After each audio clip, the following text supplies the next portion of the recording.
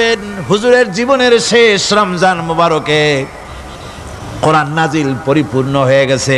হযরত জিবরাইল বলেন, হুজুর কোরআন তো নাজিল তামাম হয়ে গিয়েছে, এবার আপনি পুরা কোরআন পড়ে আমারে শোনান। হযরত রাসূল পুরাটা পড়ে 30 পারা পড়ে শোনায় দিলেন। জিবরাইল শুনলেন। এবার জিবরাইল বলেন, হুজুর আমি তেলাওয়াত করতেছি, আপনি শোনেন। হযরত জিবরাইল 30 পারা পড়লেন, হুজুর শুনলেন। আবার হযরত জিবরাইল বলেন, হুজুর আবার আপনি পড়েন। হুজুর পড়লেন, জিবরাইল শুনলেন। আবার জিবরাইল পড়লেন, হুজুর শুনলেন। তার মানে হলো হুজুর যে বছর ইন্তেকাল করলেন ওই বছরের রমজান মুবারকে হযরত জিবরাইল 2 বার পড়েছেন, হুজুর শুনেছেন, আর হুজুর 2 বার পড়েছেন, জিবরাইল শুনেছেন, যাতে করে একটা জের জবর, একটা আয়াত, একটা সেমিকোলন যেন বাদ না পড়ে যায়। কোরআনে কারীম মুখস্থ করার জন্য আল্লাহ রাব্বুল আলামিন এটাকে স্থায়ী করার জন্য বাধ্যতামূলক করেছেন, নামাজের ভিতরে তেলাওয়াত করতে হবে। মানুষ নামাজের মধ্যে তেলাওয়াত করে সওয়াবের জন্য, সকালে পড়ে বিকালে পড়ে, অর্থ সহকারে বুঝে পড়ে, রাত্রে পড়ে দিনে পড়ে। পৃথিবীতে এমন একটা মুহূর্ত নাই যখন কোরআনে কারীম তেলাওয়াত হয় না। জোরে কোন সুবহানাল্লাহ।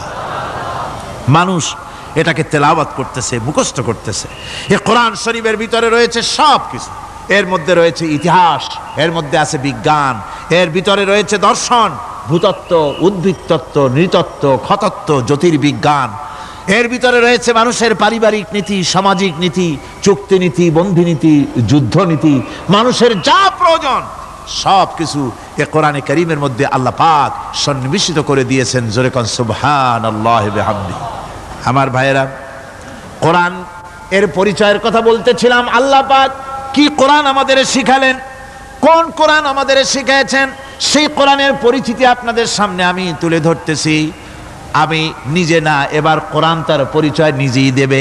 কেউ যদি কোরআনের কাছে জিজ্ঞাসা করে, কোরআন তুমি কোথা থেকে নাজিল হয়েছ, কে তোমাকে নাজিল করেছে, এই প্রশ্ন যদি কেউ কোরআনের কাছে করে, কোরআন নিজেই তার জবাব দিতে পারে কিনা? কোরআন নিজেই বলে, তানজিলাম মিম্মান খালাকাল আরদা ওয়াস সামাওয়াতিল উলা। এ কোরআন নাজিল করেছেন তিনি, যিনি ওই সুউচ্চ আকাশ আর জমিনকে যিনি সৃষ্টি করেছেন, সেই আল্লাহ আমারে নাজিল করেছেন। কোরআনের কাছে কেউ যদি প্রশ্ন করে, ও কোরআন এই পৃথিবীতে নাজিল হওয়ার আগে তুমি কোথায় ছিলে, কেউ যদি প্রশ্ন করে, কোরআনে কারীম নিজে নিজের পরিচয় শোনায়, আমি কোথায় ছিলাম শোনো। বাল হুয়া কুরআনুম মাজিদুন ফি লাউহিম মাহফুজ। বরং এই কিতাব অতীব মর্যাদা সম্পন্ন সুরক্ষিত ফলকে লিপিবদ্ধ ছিল, আমি ছিলাম লৌহে মাহফুজে, সেখান থেকে এসেছি। যদি কেউ প্রশ্ন করে, কোরআন কি, কোরআন তুমি কার উপরে অবতীর্ণ হয়েছ, জবাব কোরআন নিজেই দেয়, ওয়া আমিনু বিমা নুজিলা আলা মুহাম্মাদ ওয়া হুয়াল হাক্কু মির রাব্বিহিম। ঈমান আনো সেই জিনিসের উপরে যেটা মুহাম্মদ সাল্লাল্লাহু আলাইহি ওয়াসাল্লামের উপর অবতীর্ণ হয়েছে। আবার অন্য আয়াতেও জবাব পাওয়া যায়, তাবারাকাল্লাযী নাযালাল ফুরকানা আলা আবদিহি লিয়াকুনা লিল আলামিনা নাযীরা। অতীব বরকতপূর্ণ মহান সত্তা সেই আল্লাহ রাব্বুল আলামিন, যিনি তার বান্দার পরে ফুরকান অবতীর্ণ করেছেন। সুবহানাল্লাহি ওয়া বিহামদিহি। কোরআনের নাম আমি বলেছিলাম শুধু কোরআন নয়, অনেক নাম আছে। কোরআনের আরেক নাম ফুরকান। কোরআনের আরেক নাম কি? আল ফারকু বাইনাল হাক্কি ওয়াল বাতিল। কোরআন হচ্ছে সেই মহাসত্য যা মিথ্যা এবং সত্যের মধ্যে পার্থক্য সূচিত করে, মঙ্গল এবং অমঙ্গলের মধ্যে পার্থক্য সৃষ্টি করে, যা সত্য এবং মিথ্যার মধ্যে তাফরিকা সৃষ্টি করে, সত্যকে মানুষকে বুঝিয়ে দেয়। তার নাম হচ্ছে ফুরকান। এবার যদি প্রশ্ন করা হয়, ও কোরআন বুঝলাম তুমি লৌহে মাহফুজে ছিলে, বুঝলাম তুমি নবীজির উপরে নাজিল হয়েছো, এবার বলো তুমি কোন মাসে নাজিল হয়েছো, তুমি তো আসছিলা প্রথম কোন মাসে নাজিল হয়েছো?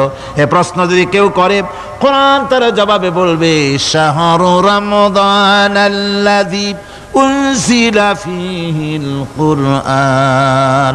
রমজানের পবিত্র মাসে আমি অবতীর্ণ হয়েছি। সুবহানাল্লাহ। যদি প্রশ্ন করা হয়, রমজানে তো আসছো, কিন্তু প্রথম নাজিল হয়েছিল কোন সময়? ওটা কি দিন ছিল না রাত ছিল?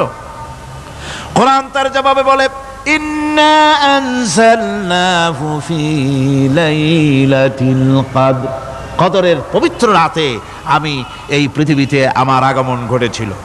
যদি প্রশ্ন করা হয় বুঝলাম সবই, কেন নাজিল হয়েছে তুমি, এই পৃথিবীতে তোমার আসার উদ্দেশ্য কি, মূল কাজটা কি, এই প্রশ্ন যদি করা হয়, কোরআনে কারীম তার জবাবে বলে, শোনো কেন এসেছি, লিতুখরিজান নাসা মিনাজ যুলুমাতি ইলান নূর। আমার মিশন হচ্ছে গোটা বিশ্ব মানবতাকে পুঞ্জীভূত জমাট বাঁধা অন্ধকারের ভেতর থেকে টেনে বের করে আলোর সন্ধান দিতে, আলোর দিকে আনার জন্য আমি কোরআন নাজিল হয়েছি। গোটা পৃথিবীর মানুষ আছে অন্ধকারের ভিতরে। কিসের মধ্যে? অন্ধকার কি? অন্ধকার হচ্ছে পুঁজিবাদ, অন্ধকার সমাজতন্ত্র, অন্ধকার ধর্ম নিরপেক্ষতাবাদ, অন্ধকার জাতীয়তাবাদ। মানুষের তৈরি করা যত মতবাদ সব কি? জোরে কোন, সবগুলি কি? অন্ধকার। আজকে আসার সময় দেখলাম দেওয়ালে লেখা, সমাজতন্ত্র আমরা প্রতিষ্ঠা করে ছাড়ব। চিন্তা করলাম যারা লিখছেন তারা কি পাগল না ছাগল? কি আশ্চর্য কথা! যেই মতবাদ পৃথিবীর মাটি থেকে যে দেশে জন্মগ্রহণ করেছে এই মতবাদ, সেই দেশের লোকেরা ঝাঁটা মেরে তাদের দেশ থেকে বিদায় করে দিল, তাদের কাছ থেকে কোদাল হাতি বিদায় করে দিল, পতাকা ছিন্ন ভিন্ন করে জুতার তলে শেষ করে দিল। লেনিন মার্ক্সের তৈরি করা শত সহস্র বিলিয়ন মার্ক্সের বইগুলি আগুন দিয়ে জ্বালিয়ে দিল। আর বাংলাদেশের কিছু ছাগল পাগল সমাজতন্ত্র এখন টিকায় রাখবো, এরা মাথা খারাপ, পাগল না মাথা গোল বুঝতে পারছি না। আমার বন্ধুগণ, এগুলি সব অন্ধকার। এই অন্ধকারের ভেতর থেকে মানুষগুলিকে টেনে আনবে কোরআন কিসের দিকে? আলোর দিকে। এবার যদি প্রশ্ন করা হয়, বুঝলাম তুমি অন্ধকার থেকে আলোর দিকে নিয়ে আসবে, আলোর দিকে আসলে পরে ফায়দাটা কি হবে? মূল ফায়দাটা বুঝায় দাও, আসল ফায়দা কি হবে তোমারে যদি মানি? কোরআন তার জবাব দেয়, নিজের পরিচয় নিজে তুলে ধরে, ফামান তাবিআ হুদায়া ফালা খাউফুন আলাইহিম ওয়ালা হুম ইয়াহজানুন। এই কোরআনকে যদি মেনে চলো, এই কোরআনের আইন যদি মানো, সমাজে মানো, ব্যক্তিতে মানো, পরিবারে মানে, রাষ্ট্রে মানো, জীবনের সব ক্ষেত্রে সমস্ত জায়গায় যদি এই কোরআনকে মেনে চলো, ফালা খাউফুন আলাইহিম, তাহলে তোমাদের কোনো ভয় থাকবে না, ওয়ালা হুম ইয়াহজানুন, কোনো চিন্তাও থাকবে না।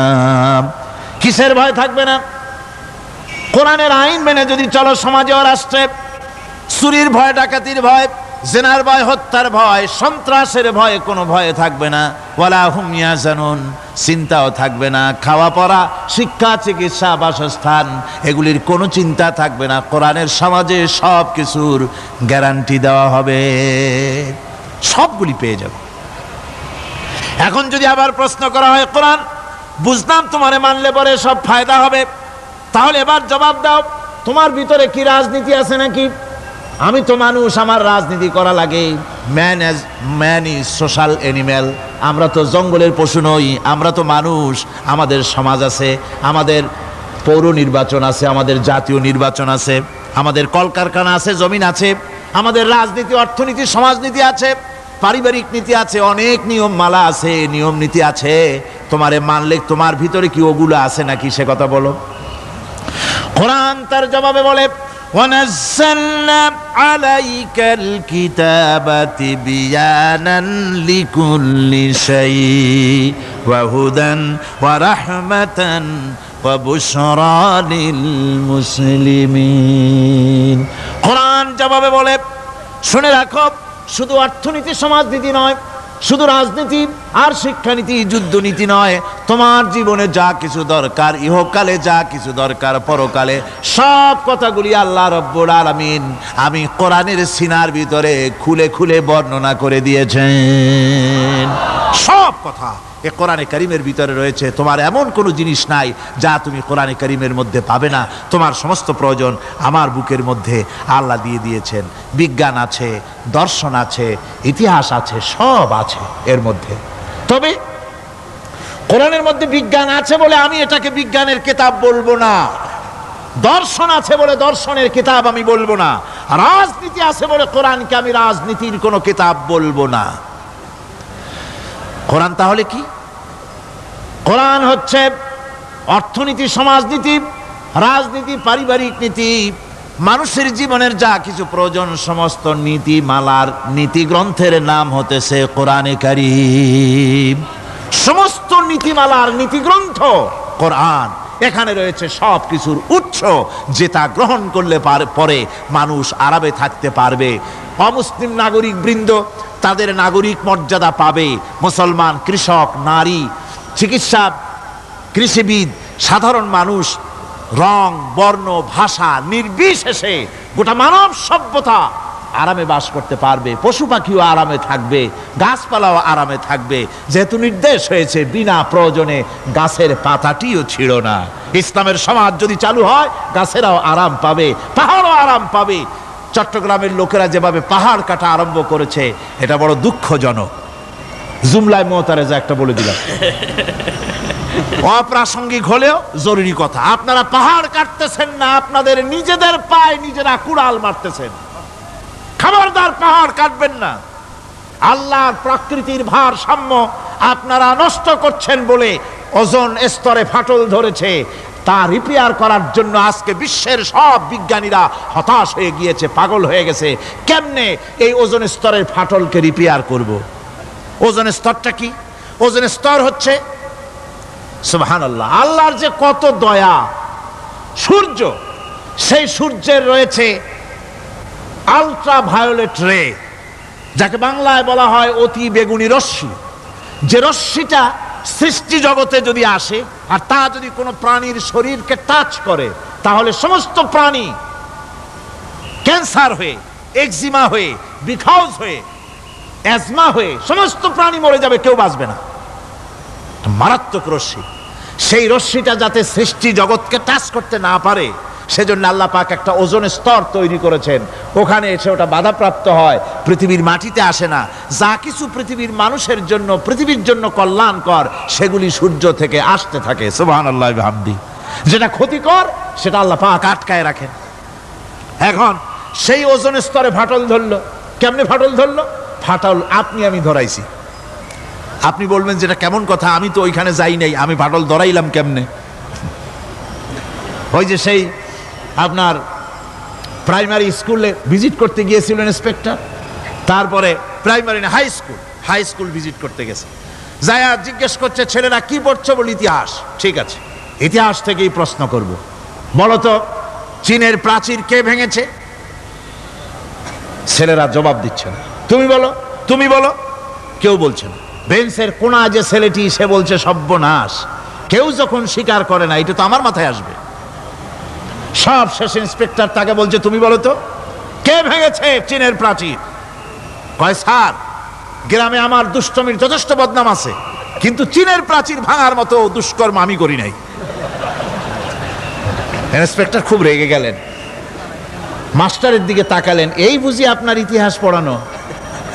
মাস্টার ইন্সপেক্টরের বিরক্তি ভরা মুখ দেখে বলছেন স্যার রাগ করবেন না, এসব ছাত্র তো আমার, ওদের অবস্থা তো আমি জানি। আপনি আসছেন ঢাকা থেকে, আপনি জানবেন কি? আমি হলপ করে বলতে পারি আমার ক্লাসের কোন ছাত্র চীনের প্রাচীর ভাঙে নাই।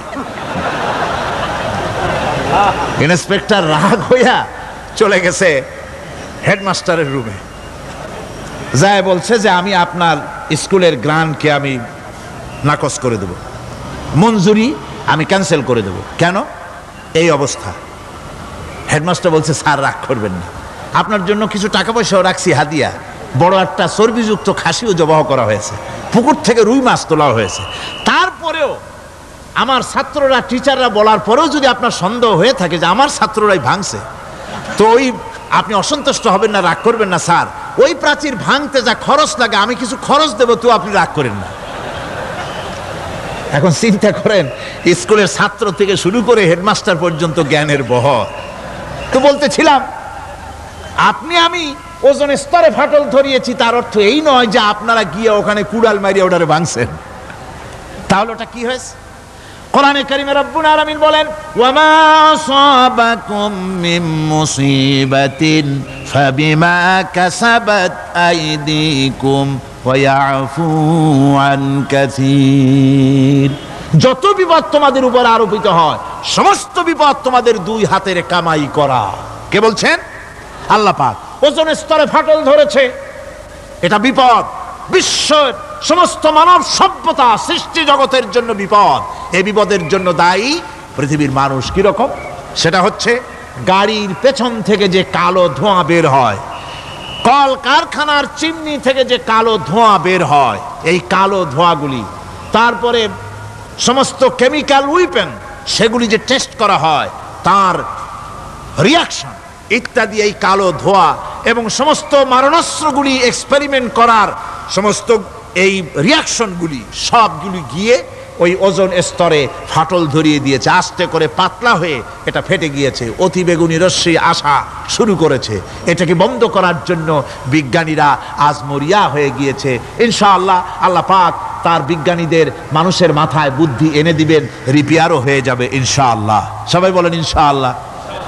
তাহলে বললাম কেন এ কথাটা? এই জন্য বললাম যে কোরআনে কারীমের মধ্যে আল্লাহ রাব্বুল আলামিন সব কথা বলে দিয়েছেন, কোনো কথা বাদ রাখেন নাই।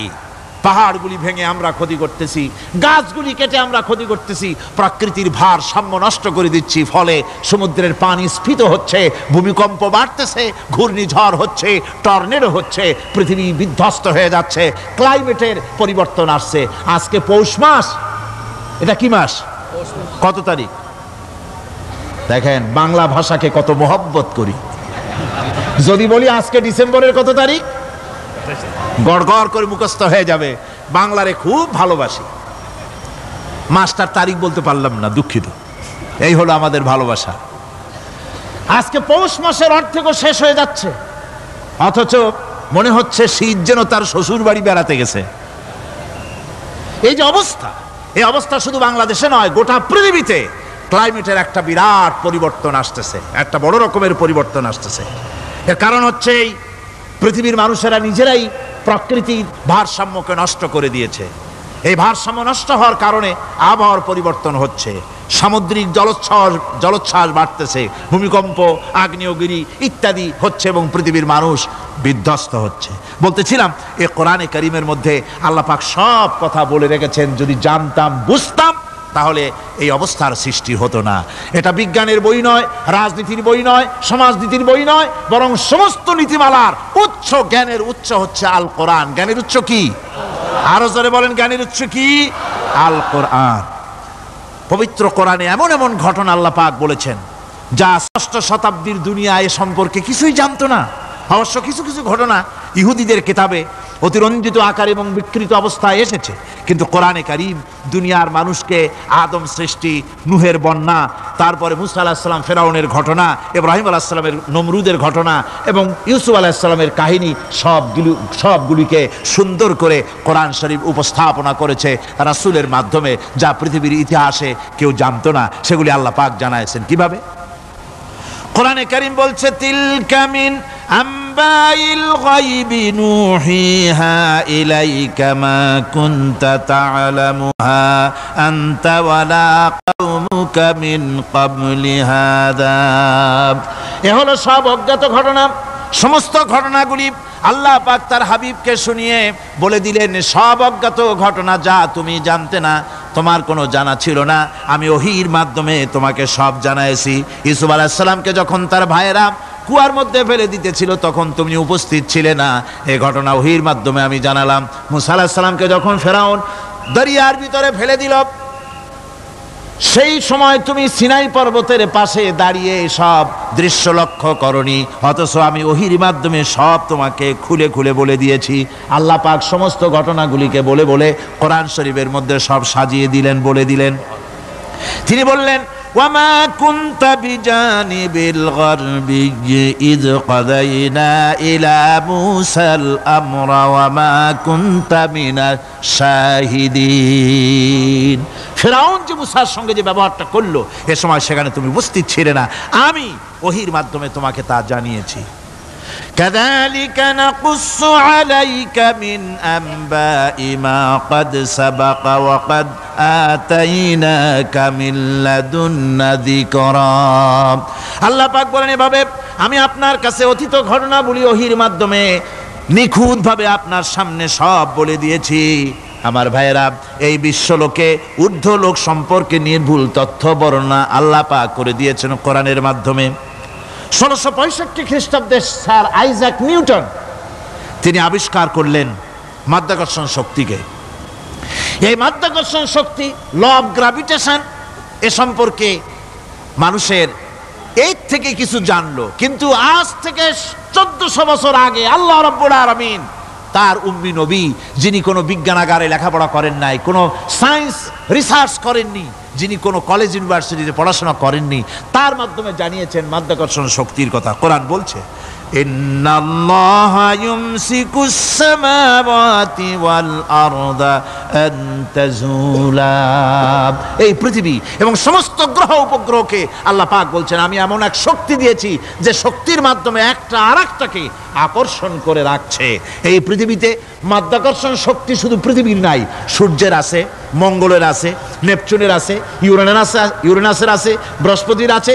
প্রত্যেকটি গ্রহের আলাদা আলাদা মাধ্যাকর্ষণ শক্তি আছে, আর এই শক্তির বলে একটা আরেকটাকে টেনে ধরছে যাতে করে বিচ্ছিন্ন হয়ে না যায়, যাতে করে ধ্বংসপ্রাপ্ত না হয়। এগুলি আল্লাহ পাক এই তথ্যগুলি কোরআনে কারীমের মধ্যে বলেছেন। ফলে মরিস বুকাইলির মতো লোক, যিনি ফরাসি দার্শনিক, তিনি বলেছেন দুনিয়ার সমস্ত বিজ্ঞানীদের থিওরি হচ্ছে এই যে বিজ্ঞানের কোনো থিওরি ফাইনাল নয়। আজ একটা হচ্ছে, কাল সেটাকে পরিবর্তন করে নতুন আরেক থিওরি আসতেছে। কিন্তু কোরআনে কারীমের মধ্যে আমি, কে বলতেছেন এ কথা? না না না, মরিস বুকাইলি বলছেন, কোরআন শরীফের ভিতরে আমি যে বিজ্ঞানের তথ্য পেয়েছি, থিওরি পেয়েছি, তার কোনো পরিবর্তন আজও হয় নাই, ভবিষ্যতেও হওয়ার কোনো সম্ভাবনা নাই। মরিস বুকাইলি মনে করেছিলেন বেদ আর বাইবেলে যেমন ভুল আছে, কোরআন শরীফে ওই রকম ভুল আছে, নাউজুবিল্লাহ। সেই জন্য তিনি আরবি শিখলেন কোরআন বোঝার জন্য, ভুল ধরার জন্য। কোরআন শিখলেন কি জন্যে? ভুল ধরার জন্য। আর এমন শেখা শিখছেন, ওই আরবি শিক্ষা মানে আমাদের দেশের লোকদের মতো আনাকুম জানাকুম শেখে নাই, ভালো করেই শিখছে, ভালো করেই মুখস্থ করেছেন, তার ভালো করে আরবি শিখেছেন, তারপরে কোরআন শরীফ পড়েছেন, তারপরে তিনি এ কোরআন পড়ে তেলাওয়াত করে বুঝে এরপরে তিনি বই লিখেছেন দি Bible, the Quran and science.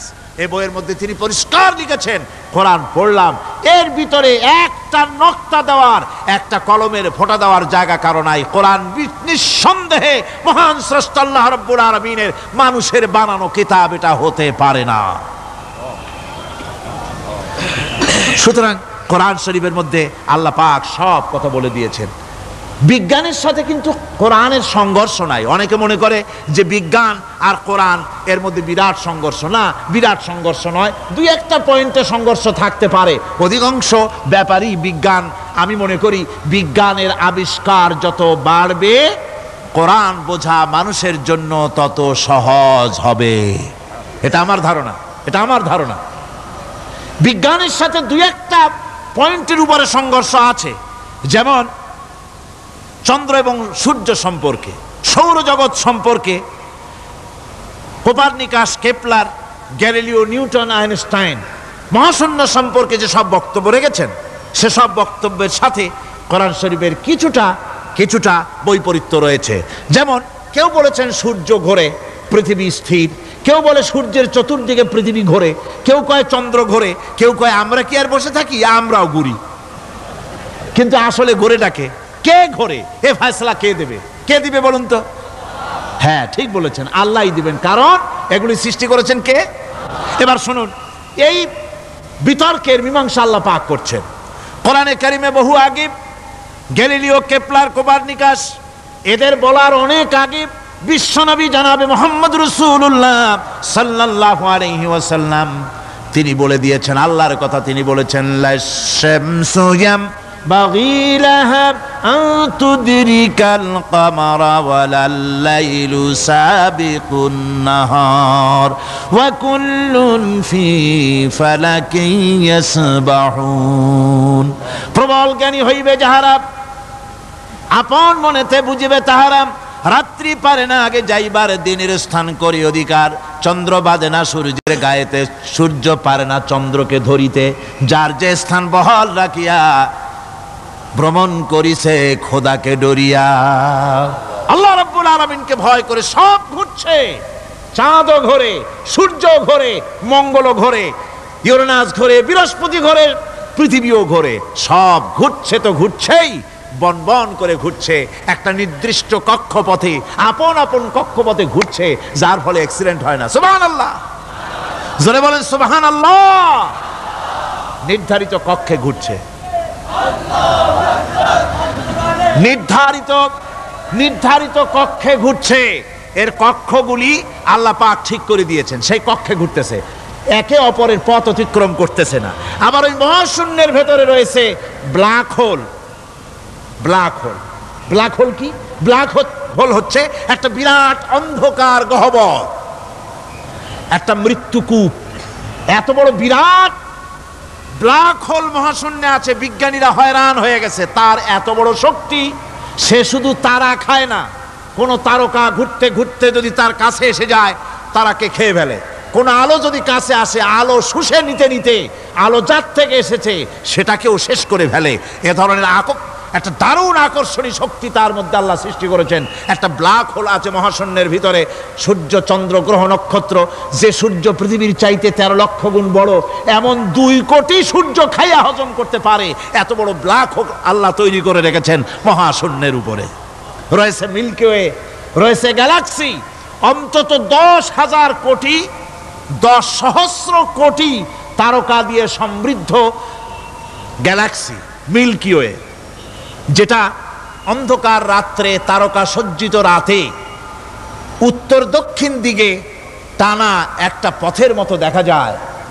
এটা হচ্ছে গ্যালাক্সি, এইটাকে বলা হয় মিল্কি ওয়ে। এটা হচ্ছে ছায়াপথ। অসংখ্য তারকা এর মধ্যে রয়েছে। কত বড় বড় তারকা, অনেক দূরে, তাই আমরা দেখি বিন্দু বিন্দু। আসলে কি বিন্দু না, কত বড় জানেন?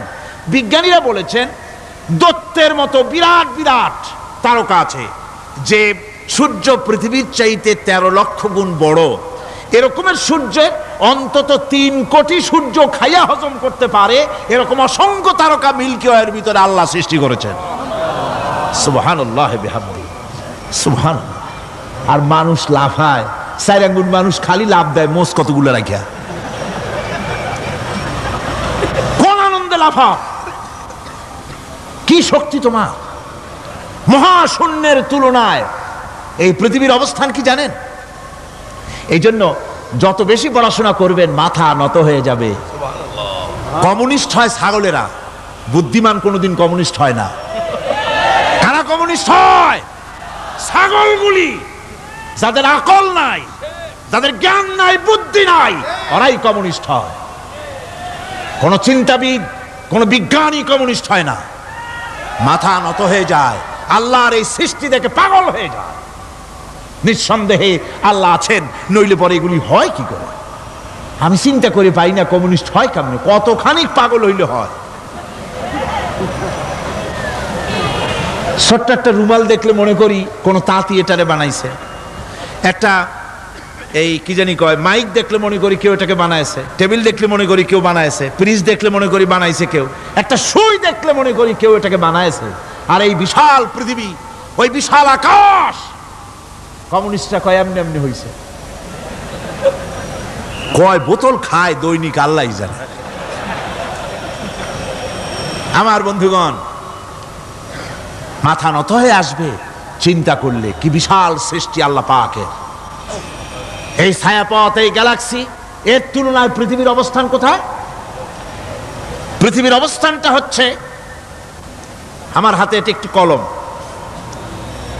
এই কলমটা কাগজের উপরে আমি যদি এই নিপটা রাখি, কাগজের ভিতরে নিপে যতটুকুন জায়গা টাচ করবে, মহাশূন্য গ্যালাক্সি মিল্কি ওয়ে, আল্লাহর ওই মহাশূন্যের তুলনায় পৃথিবীর অবস্থান একটা কলমের নিপে যতটুকুন জায়গা নেয় এর থেকে বেশি নয়। এই যদি হয় পৃথিবী, তাহলে সেই পৃথিবীর মানুষ আপনি, আপনি কতটুকুন? সলিমুদ্দি বসিরুদ্দি খালি লাফায়। আমার বন্ধুগণ, লাভ কি? লাভের চোটে বলে হ্যান করেঙ্গে ত্যান করেঙ্গে, লাঠি কে আন্দার মুগুর ভরেঙ্গে। কয়দিন পর শোনা যায় শীত হয়ে পড়ছে, কিছু নাই। সুতরাং আল্লাহ পাকের অসীম সৃষ্টি জগৎ, এর সঙ্গে বিজ্ঞানের সংঘর্ষ কম, দুই একটা পয়েন্টে আছে। বাকি সবগুলিতে বিজ্ঞানের আবিষ্কার যত বাড়তেছে, আল্লাহরে চেনা, সৃষ্টি জগৎকে জানা মানুষের জন্য তত সহজ হচ্ছে। এই কথাগুলি আমি সামনের দিকে আরো বলবো ইনশাআল্লাহ। সবাই বলেন ইনশাআল্লাহ, যাতে আমাদের বুঝে আসে। আর রহমান আল্লামাল কোরআন, কোরআন শিখিয়েছেন আমাদেরকে রহমান, এমন নিয়ামত দিয়েছেন যার মধ্যে সব আছে। মানুষ সৃষ্টির ব্যাপারে, মানব সৃষ্টির ব্যাপারে নির্ভুল তথ্য যদি পেতে হয় তাহলে কার কাছে যাব? জোরে কোন? আল্লাহর কাছে যেতে হবে। আর আল্লাহর কাছে না যাইয়া মানব সৃষ্টির রহস্য যদি জানতে যাই ডারউইনের কাছে, তাহলে আপনার মামু হবে সুন্দরবনের বান্দরেরা। ঠিক কিনা? বান্দরেরা হবে মামু, সিম্পাজি ওরাং ওটাং হবে আপনার নানার দাদা। তার কারণ ডারউইন সাহেব বলেছেন মানুষ এর পূর্বপুরুষ হলো বাঁদর, সিম্পাজি ওরাং ওটাং, এটা হলো তার থিওরি অফ ইভলিউশন। বিবর্তনবাদের এই বিবর্তনবাদের থিওরি পেশ করতে গিয়ে তিনি বলেছেন মানুষ হলো বান্দরের জাত। আরে বেটা, তুই বান্দরের জাত। নিজের লেজ কাটিয়া সকলের লেজ কাটা আরম্ভ করতে যাচ্ছে। কি পাগলের পাগল, মানুষ হয়েছে বান্দরের জাত। আশ্চর্য কথা। কেমনে কইলে? তো বললো যে সিম্পাজি দেখছে, তো সে সিম্পাজি দেখে তার মনে হয়েছে যে মানুষ ওইরকমই তো দেখা যায়, তো মানুষ বুঝি বান্দর থেকেই আসছে। আমি বলি পৃথিবীতে এমন পাগল আমি কোনোদিন দেখিও নাই, শুনিও নাই যে কোনো পাগল পাবদা মাছ দেখে বলেছে যে এটা হচ্ছে বোয়াল মাছের পূর্বপুরুষ। টাকি মাছ দেখে কোনো ছাগলেও বলেছে আজ পর্যন্ত যেটা হলো শোল মাছের পূর্বপুরুষ। পুঁটি খাইতে খাইতে আস্তে আস্তে বিরাট শোলে পরিণত হয়ে গেছে, কোনো পাগলেও বলেনি। আচ্ছা, মেনে নিলাম ডারউইন সাহেবের থিওরি, মেনে নিলাম এক সেকেন্ডের জন্য যে বান্দর থেকেই মানুষ হইছে।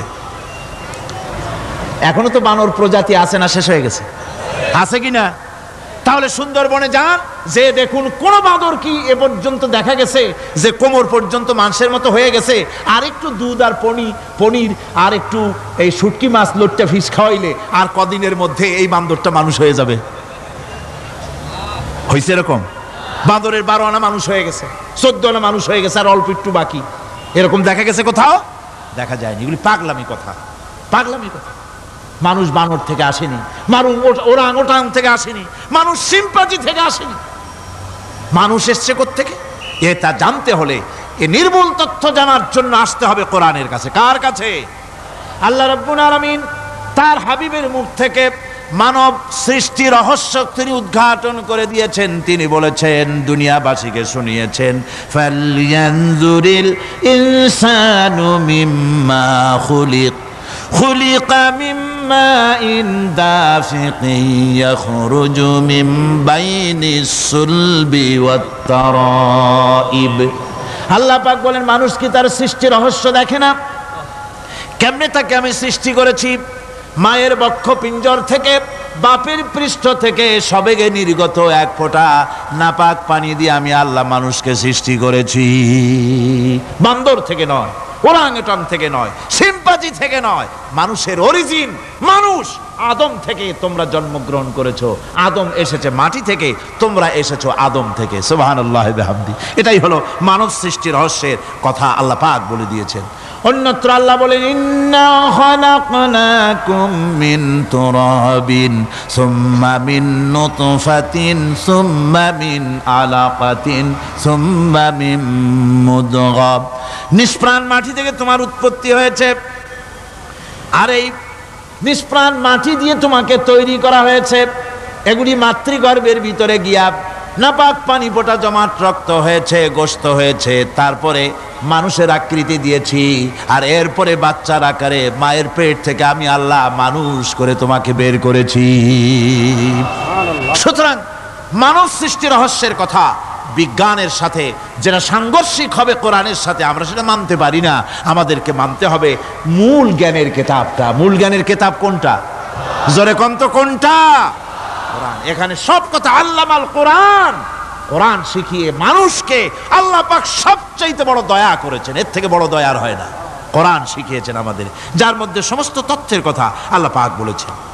The universe and doctor Einstein বইয়ের ভিতরে লেখা হয়েছে যে একদিন এমন হবে যখন ধীরে ধীরে সূর্য তার আলো হারিয়ে ফেলবে, চন্দ্র নিষ্প্রভ হয়ে যাবে, আর পৃথিবী আস্তে আস্তে তার গতি হারিয়ে ফেলবে। একথা আজকের বিজ্ঞানীরা অথবা আজ থেকে কয়েক বছর আগের বিজ্ঞানীরা একথা বলছেন। কিন্তু রাসূল করিম সাল্লাল্লাহু আলাইহি ওয়াসাল্লামের মুখ থেকে আজ থেকে 1400 বছর আগে, যিনি বিজ্ঞানাগারে মোটেও পড়াশোনা করেন নাই, লিখতে জানেন না, পড়তে জানেন না, সই করতে জানেন না, বিজ্ঞান আজ যে কথা বলছে সেই কথা 1400 বছর 1500 বছর আগে রাসূল করিমের মুখ থেকে আল্লাহ পাক বলছেন। কোরআনে কারীম বলছে ইয়াসআলু আইয়ানা ইয়াউমুল কিয়ামা ফাইদা বারিকাল বাসারু ওয়া খাসাফাল কামারু ওয়া জুমিআশ শামসু ওয়াল কামার। হে রাসূল, রাসূলের কাছে জিজ্ঞাসা করে কিয়ামত কবে হবে? আল্লাহ পাক বলেন, বলে দিন যেদিন চন্দ্র তার আলো হারিয়ে ফেলবে, যেদিন সূর্য তার আলো হারিয়ে ফেলবে, আর চন্দ্র আর সূর্য সব একাকার হয়ে যাবে।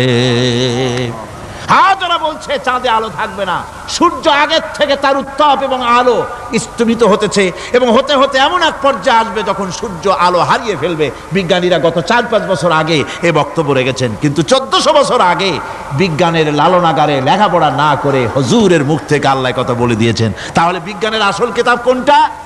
জোরে বলেন কোনটা? আল্লাহ পাক আরো বলেন ইজাশ শামসু কুবিরাত ওয়া ইযান নুজুমুন কাদারাত ওয়া ইযাল জিবালু সুজ্জিরাত। তারকাগুলি, সূর্যের আলো থাকবে না, নক্ষত্রগুলো স্থানচ্যুত হয়ে যাবে, কক্ষচ্যুত হয়ে যাবে, পাহাড়গুলিকে পরিচালিত করে দেওয়া হবে, কিছুই থাকবে না, সব শেষ হয়ে যাবে। বিজ্ঞানীরা আজ বলতেছে যে সব শেষ হয়ে যাবে, কিছুই থাকবে না, সব শেষ হবে। বিজ্ঞানীরা বলতেছেন, কোরআন অনেক আগে বলেছে কুল্লু মান আলাইহা ফান ওয়া ইয়াবকা ওয়াজহু রাব্বিকা যুল জালালি ওয়াল ইকরাম। সব শেষ হয়ে যাবে, বিশ্বে যা কিছু আছে সব লয় হবে, ক্ষয় হবে, ধ্বংস হবে, কিচ্ছু থাকবে না, থাকবেন শুধু আল্লাহ সুবহানাহু ওয়া তাআলা। সুবহানাল্লাহি ওয়া বিহামদি। কোরআনে কারীম একথা বহু আগে আমাদেরকে জানিয়ে দিয়েছে। সুতরাং আসল জ্ঞানের কিতাবটাই হচ্ছে কোরআনে কারীম। এই কোরআনের কাছে আমরা যত যেতে পারবো, যত কোরআন বুঝতে পারবো, ততই আমাদের জন্য আমরা সমৃদ্ধ হতে পারবো, আমাদের উপর আল্লাহর রহমত আসবে, আমরা সমাজ চালাতে পারবো, আমরা দেশ চালাতে পারবো, আমরা দুনিয়ায় শান্তি পাবো, আমরা আখিরাতেও মুক্তি লাভ করতে পারবো। কোরআনে কারীম সমস্ত বিজ্ঞানের উৎস, দর্শনের উৎস। এইটা না জানলে কিছুই জানা হয় না, এইটা জানা হলে সব জানা হয়। পণ্ডিত আপনার ডক্টর শহীদুল্লাহ, আল্লাহ জান্নাত নসিব করুন, সবাই বলুন আমিন।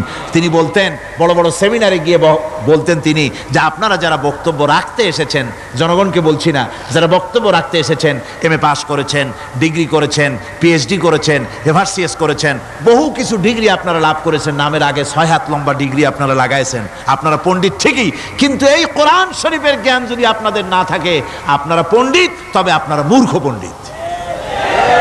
কি পণ্ডিত? কি পণ্ডিত? মূর্খ পণ্ডিত। ওরা বলে যে মৌলবীরা জানে কি, মৌলবীরা জানে কি? আরে ভাই, মৌলবীদের কাছে তো আসল জ্ঞান আছে। সুবহানাল্লাহি ওয়া বিহামদি। এখানে সবটা আছে। আপনারা এখানে আসেন, এটা বিশ্বাস করলে আপনি সবটা পেয়ে যাবেন। কোরআন বিশ্বাস করতে পারলে, কোরআন জানতে পারলে আপনি সব জানবেন। কোরআনে কারীমের মধ্যে আল্লাহ পাক কত কথা বলেছেন, এর মধ্যে আছে আল্লাহ পাক বলেছেন আফালা ইয়ানজুরুনা ইলাল ইবিলি কাইফা খুলিকাত। এই যে আমি উটগুলারে বানাইছি, কেমনে বানাইলাম তোমরা কি দেখছো? উট কেমনে বানিয়েছি? মুফাসসিরিনে কেরাম এর উপরে অনেক আলোচনা করেছেন। তারা বলেছেন যে উট মরুভূমির জাহাজ, তারপরে উটের পিঠে একটা চুট আছে, কোন কোন উটের পিঠে 2টা চুট আছে, মাঝখানে বসে একটারে হেলান দিয়ে আর একটা ধরে বসা যায়। আমি দেখছি 2টা চুটওয়ালা উট, আফ্রিকান উট আমি দেখেছি, যে চুট সুবহানাল্লাহ, দেখলে অবাক হয়ে যেতে হয় যে আল্লাহর কি কুদরত। উটের পৃষ্ঠে 2টা চুট, মাঝখানে আপনি বসবেন, পিছনেরটা একটা সোফা সেটের মতো, পিছনে হেলান দিলেন, আর সামনে যখন সে মরাল সম চড়াই উত্তরাই পথ দিয়ে নামা ওঠা করবে, তখন আপনি যেন পড়ে না যান, সেজন্য সামনেরটা বুকের সাথে জড়ায় ধরবেন। এরপরে কি সৃষ্টি আল্লাহর, সুবহানাল্লাহ বিহামদিহি। জিরাফগুলি দেখুন, জিরাফগুলি তার মাথা কত বড় উঁচা। লন্ডন জুতে জিরাফ দেখলাম, সে জিরাফের দেহ থেকে তার মাথাটা 22 ফিট উঁচা। মানে সে যদি নিচে দাঁড়ায়, 3 তলা বিল্ডিং এর ছাদের উপরে নাস্তা দিলে তো নিচে দাঁড়ায় খাইতে পারে, এই অবস্থা। সেই জিরাফে পানি খাবে কেমনে? মাথা হলো অত উঁচায়, পিছনের ঠ্যাং দুটা খাটো, সামনের ঠ্যাং দুটো উঁচা। এখন পানি খাবে কেমনে? ওই মাথা নামাইতে গেলে ঠ্যাং তো অনেক উঁচা। আল্লাহ পাক এমন সুন্দর ব্যবস্থা করলেন, সামনের 2টা ঠ্যাং এভাবে সরায় দেওয়ার মতো। ও যখনই পানি খায় দেখলাম 2টা ঠ্যাং অনেক ছেড়ায় দেয়, 2 দিকে ঠ্যাং চলে যায়, তখন মাথাটা সহজে নিচে নামায় আসে, পানি খাইতে পারে। এই সুযোগগুলি আল্লাহ সুবহানাহু ওয়া তাআলা তিনি করে দিয়েছেন। ওমা কুন্না আনিল খালকি গাফিলিন, আমি আমার সৃষ্টি জগৎ সম্পর্কে অমনোযোগী নহি। সুবহানাল্লাহ বিহামদিহি। ভল্লুকগুলি কি বিরাট বিরাট একটা ভল্লুক। শ্বেত ভল্লুক দেখেছি, কৃষ্ণ ভল্লুক দেখেছি, হাঁটতেছে মনে হয় যেন পায়ের তলায় হাফসুল করা, ঠিক জুতা পায়ের তলাটা যেমন দেখা যায় ওই রকমের তলাটা, গায়ে একেবারে পশম। লোক ওই বরফের দেশে থাকতো, সে শীত কষ্ট না পায় সেই জন্য আল্লাহ একটা কম্বল ওর গায়ে জড়ায় দিয়েছে, অটোমেটিক কম্বল। সুবহানাল্লাহ বিহামদিহি। তো উট, আল্লাহ বলছেন উট কেমনে বানাইছি দেখছো? আফালা ইয়ানজুরুনা ইলাল ইবিলি কাইফা খুলিকাত, উট বানালাম কেমনে দেখেছিস? মানুষ অবাক হলো, আল্লাহ এত কথা থুইয়া উটের কথা বলছেন। কারণ নানান রকম মানুষ বলল। শেষ পর্যন্ত প্রাণীতত্ত্ববিদরা তারা আবিষ্কার করলেন মূল কারণটি। অনেক কারণ আছে আল্লাহ পাকে কথা বলার। উট তো মরুভূমির জাহাজ, তারপরে উট মানুষের অনেক উপকারে আসে, এ কথা বলা হয়েছে। প্রাণীতত্ত্ববিদরা খুঁজে খুঁজে তারা দেখতে পেয়েছে যে উটকে জবাহ করে দেখা গেছে উট সমস্ত প্রাণী বাতাস থেকে অক্সিজেন যতটা গ্রহণ করে ততটা ছেড়ে যায়, একমাত্র প্রাণী উট যে যতটা অক্সিজেন গ্রহণ করে বাতাস থেকে সবটা ছাড়ে না, 2/3 ছেড়ে দেয়। 1/3 তার লাংসের পাশে রাখার জন্য আল্লাহ পাক একটা চেম্বার তৈরি করেছেন। ওই চেম্বারের ভিতরে 1/3 অক্সিজেন থেকে যায়। কারণ পানিও রেখে, তার পানি রাখার জন্য রিজার্ভ ট্যাঙ্কি আছে, একটা রিজার্ভ ট্যাঙ্কি আছে, অক্সিজেন রাখার একটা চেম্বার আছে। এগুলি কেন? এই জন্য যে মরুভূমির ভিতরে সাইমুম শিল্পী গোষ্ঠী না, কিন্তু ঝোড়ো হাওয়া, মরুভূমির ভিতরে ঝোড়ো হাওয়া, এই ঝোড়ো হাওয়া যখন আরম্ভ হয়ে যায় তখন মানুষ বাঁচতে পারে না, মানুষ টের পাইয়া সব বাড়িতে চলে যায়। মরুভূমিতে চড়ে বেড়ায় উট, সে যাবে কোথায়? ওর তো যাওয়ার জায়গা নাই। 7 দিন 8 দিন 1 সপ্তাহ 2 সপ্তাহ পর্যন্ত এই মরুভূমিতে ঝড় চলতে থাকে, বালুর ঝড়, কিচ্ছু দেখা যায় না। ওখানে দেখছিলেন বালুর পাহাড়, কালকে আজকে দেখবেন বালুর পাহাড় এখানে চলে আসছে। এইভাবে পাহাড় তৈরি হয়ে যায়, বালি উড়ায় নিয়ে যায় বাতাসে।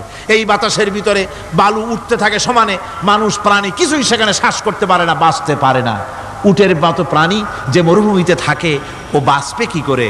আল্লাহ সুবহানাহু ওয়া তাআলা ওর লাংসের পাশে অক্সিজেন রাখার চেম্বার করে পানির ট্যাঙ্কি তৈরি করে দিয়ে রেখে এমন কায়দা করেছেন, ও যখনই টের পায় যে ঝড় শুরু হবে, সাথে সাথে ঠ্যাং দিয়া মুখ দিয়া গর্ত করে বালুর ভিতরে মাথা ঢুকাইয়া 1 সপ্তাহ 2 সপ্তাহ থাকতে পারবে মাটির তলে, অক্সিজেনের অভাব হবে না। আফালা ইয়ানজুরুনা ইলাল ইবিলি কাইফা খুলিকাত, দেখো নাকি কিভাবে সৃষ্টি করেছি আমি এই সুন্দর উটকে, একবার দেখো। আর শুকরিয়া তোমার মাথা নত হবে। যত বড় কমিউনিস্ট হও, আল্লাহর জন্য সেজদা দিতে বাধ্য হবে যদি তোমার ঈমান এতটুকুনো থাকে। আমার ভাইরা, আল্লাহ রাব্বুল আলামিন অসংখ্য প্রাণী সৃষ্টি করেছেন এবং সবগুলির প্রয়োজন তিনি মিটিয়েছেন। সুবহানাল্লাহ পড়েন। দেখুন সমুদ্রের ভিতরে তিমি চলতেছে, বিশাল তিমি। অনেকে দেখেন নাই, কেউ কেউ দেখেছেন, আমি দেখেছি তিমি মাছ, বিশাল তিমি। এই তিমি মাছ শত শত টন ওজন, একটা তিমি 150 টন 250 টন 500 টন 1000 টন, বিরাট বিরাট ওজনের তিমি মাছ। এই তিমি মাছ পানির নিচে থাকে, আবার পানির উপরেও আসে। উপরে আসবে কেমনে, নিচে যাবে কেমনে এত ওজন নিয়ে? আল্লাহ সুবহানাহু ওয়া তাআলা তার পেটের ভিতরে লক্ষ লক্ষ গ্যালন পানি ধরে, হাজার হাজার গ্যালন পানি ধরে এরকম একটা রিজার্ভ ট্যাঙ্ক তৈরি করেছে। ও যখন ডুবতে চায় তখন পিঠের উপর থেকে ডালাটা উন্মুক্ত করে দেয়, গলগল করে সমুদ্রের পানি পেটের মধ্যে ঢুকতে থাকে। পানিতে ভরে গেল, শরীরের ওয়েট দারুণ ভাবে ওয়েট ক্যারি করলো, তখন সে আস্তে করে সমুদ্রের তলায় ডুবে গেল। আবার যখন সে শ্বাস প্রশ্বাসের জন্য, অক্সিজেনের জন্য সমুদ্রের উপরে উঠতে চায়, তখন ডালাটা খুলে দিয়ে পাম্প দেয় নিজের শরীরে। পাম্প দিলে পরে তার ভিতর থেকে রক্ষিত পানির ফোর্স এত উঁচা হয়, অন্তত 10 মাইল দূর থেকে সেই পানির ফোয়ারা দেখা যায়। 3 মাসের এই অবস্থা দেখে মানুষ তৈরি করেছে সাবমেরিন। আমি সাবমেরিনেও চড়েছি, দেখেছি দ্বিতীয় বিশ্বযুদ্ধে যে সাবমেরিন ব্যবহার করা হয়েছিল, পোর্টসমাউথে সেই সাবমেরিন আমাকে দেখানো হয়েছে, আমি দেখেছি। তাতেও ঠিক একই কায়দায় পানি ভরে পানির তলায় যায়, আবার ওঠার সময় পানি ছেড়ে উপরে চলে আসে। 3 মাস থেকেই মানুষ এটাকে গ্রহণ করেছে। মানুষের শিক্ষার জন্য অগণিত প্রাণী আল্লাহ সৃষ্টি করেছেন বিজ্ঞানের সাথে, তাই কোরআনের সংঘর্ষ নাই। বিজ্ঞান মানুষকে যত বেশি আবিষ্কার করবে, বিজ্ঞান, কোরআন বোঝা মানুষের জন্য তত সহজ হবে। আর আপনারা যত জ্ঞানী হবেন, কোরআন যত পড়বেন, মাথা তত নত হবে। তুলা গাছের ফল যত পাকে, তত গাছ কি হয়, ডালগুলো কি হয়, উপরে উঠে যায়। বোঝেন না কেন? তুলা গাছ নাই আপনাদের দেশে? তুলারে কি কয় চট্টগ্রামে? তুলা গাছরে কি কয়? তুলা গাছ। তুলা গাছের ফল যত পাকে, তত গাছের ডাল কি হয়, যখন কাঁচা থাকে তখন নিচে থাকে, ডাল ঝুঁকে পড়ে, আর পাকলে পরে উপরে উঠে যায়। আর আম গাছের ফল যত পাকে, তত ডাল কোথায় যায়, নিচে যায়। যারা মানুষের তৈরি করা এই সমস্ত জ্ঞানে যারা সমৃদ্ধ হয়, তারা ওই তুলা গাছের মতো আস্তে করে যতই জ্ঞানে বৃদ্ধ হয়, ততই ডাল উপরের দিকে যায়, জ্ঞান তত হালকা হয়। আর কোরআন আমের মতো, কাঁঠালের মতো, মানুষের উপকারী এমন এক ফলের মতো, যত পাকে, যত পড়ে, জ্ঞান যত সমৃদ্ধ হয়, ততই আল্লাহর সামনে মাথা নত হয়ে যায়। মানুষের কাছে জ্ঞান খুবই সংক্ষিপ্ত জ্ঞান। মানুষের কাছে অমা উতিতুম মিনাল ইলমি ইল্লা কালিলা, খুব সামান্যতম জ্ঞানই তোমাদেরকে দেওয়া হয়েছে, বেশি জ্ঞান আমাদের কাছে নাই। সবচাইতে বড় জ্ঞানের উৎস আল্লাহ সুবহানাহু ওয়া তাআলা। জ্ঞানের উৎস হচ্ছে কোরআনে হাকিম। সেই কোরআন থেকে আল্লাহ পাক দয়া করে আমাদেরকে কোরআন শিখিয়েছেন। জোরে কোন সুবহানাল্লাহি বিহামদিহি। এই কোরআনের সব কথা, আল্লাহ আর রহমান আল্লামাল কোরআন, আল্লাহর সবচাইতে বড় দয়া, আমাদেরকে কোরআন শিখিয়েছেন। জোরে কোন সুবহানাল্লাহ। সেই কোরআনের মর্যাদা, সেই কোরআনের শিক্ষা, সেই কোরআন দিয়ে আমাদের কি ফায়দা ইত্যাদি কথা আমি ধীরে ধীরে আপনাদের সামনে আলোচনা করব ইনশাআল্লাহুল আজিজ। সবাই বলেন আমিন। আমার ভাইরা, এই আলোচনা থেকে কেউ মাহরুম হবেন না, এই আলোচনা থেকে কেউ মাহরুম হবেন না।